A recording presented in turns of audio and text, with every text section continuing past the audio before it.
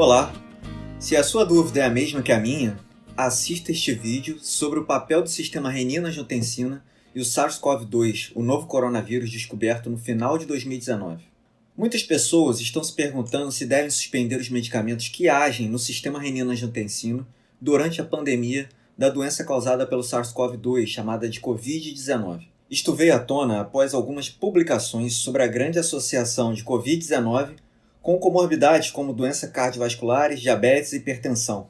O maior estudo na população chinesa, com mais de 1.000 pessoas infectadas, demonstrou prevalência de 15% de hipertensos. Como existe um claro benefício das medicações conhecidas como inibidores da ECA, a enzima conversora de angiotensina, e dos bloqueadores do receptor de angiotensina, que eu chamarei de BRA, houve a dúvida se nesses casos, muitos deles casos graves, a associação com a Covid-19 poderia ser pelo uso destas medicações.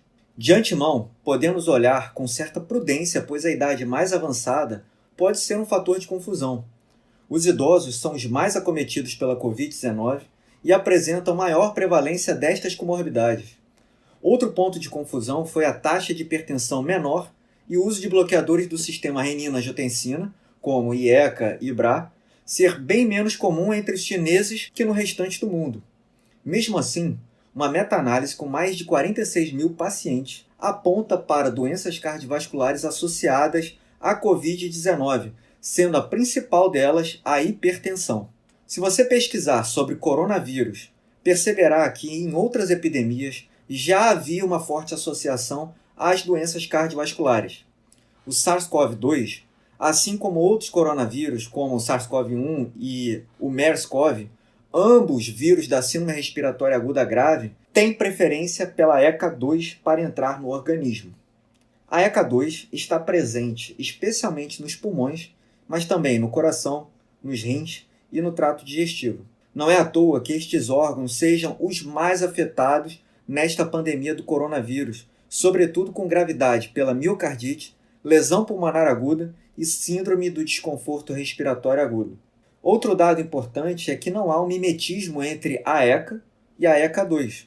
Então, medicamentos como captopril e enalapril atuam na enzima conversora de angiotensina sem inibir a ECA2, principal foco de entrada do SARS-CoV-2 nos pulmões. Formulou-se assim a hipótese de que o uso de BRA ou IECA poderiam ser maléficos nesta situação de pandemia. Houve a demonstração de aumento de níveis séricos de ECA2 pela entrada do vírus, mas também suspeita-se que essa elevação da ECA2 seja pelo uso de inibidores da ECA, como enalapril e captopril. Vamos verificar isso no esquema da fisiopatogenia? O angiotensinogênio é convertido em angiotensina 1, que será convertida em angiotensina 2 pela ECA, para atuar nos receptores de angiotensina, promovendo um papel vasoconstritor, inflamatório, proliferativo e oxidativo. Entretanto, a ECA2 modula esta via, degradando as duas angiotensinas mais famosas em metabólitos menos conhecidos, como angiotensinas 1,7 e 1,9. Estes metabólitos, em via final, têm papel oposto à angiotensina 2, contrabalançando os efeitos dela, promovendo principalmente vasodilatação, papel anti-inflamatório e antiproliferativo. Com este entendimento, é possível reconhecer o receio das medicações como IECA e BRA. A teoria da hiperexpressão da ECA2 pelo SARS-CoV-2 aumenta a disponibilidade e a função da ECA2, predispondo a mais infecção viral. Além disso, o efeito inibitório do sistema renina-angiotensina libera mais ECA2 para o vírus entrar. Mas reparem em outra teoria.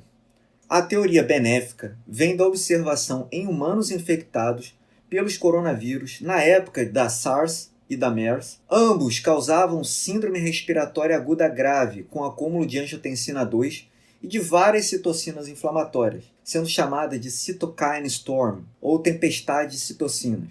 Os casos graves atuais de Covid-19 apresentam dezenas de citocinas, quimiocinas e marcadores inflamatórios e trombogênicos, levando à síndrome do desconforto respiratório agudo. O losartan, um bloqueador do receptor de angiotensina 2, reduziu o edema pulmonar e lesão pulmonar aguda em cobaias com SARS-CoV-1 e MERS. Esta teoria pode ser entendida como um desvio ou um downregulation da ECA2. A infecção satura a ECA2, reduzindo a expressão da enzima e aumentando os níveis de angiotensina 2, conforme foi evidenciado. Com o uso de ECA ou o BRA, há um desvio para a via da ECA2, aumento da degradação de angiotensina 1 e 2, reduzindo assim o efeito da menor expressão da ECA2 gerado pelo acúmulo do vírus.